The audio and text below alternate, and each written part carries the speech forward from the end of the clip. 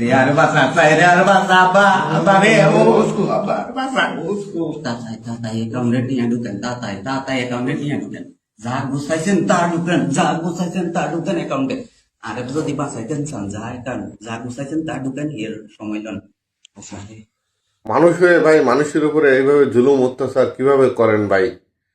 টাকা পয়সা তো মানুষ কবরে নিয়ে যাবে না, 2টা টাকার জন্য মানুষকে এইভাবে মারতেছেন, আল্লাহ আপনাদের বিচার করবে।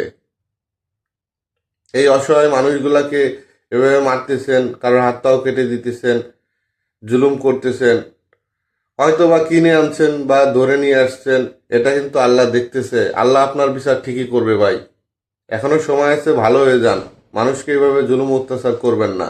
আজকে আমরা বাঙালি হয়ে বাঙালির উপরে যেভাবে জুলুম অত্যাচার করতেছি, এরকম মনে হয় অন্য কোনো দেশের মানুষ করে না ভাই। আল্লাহ আপনাদের হেদায়েত করুক।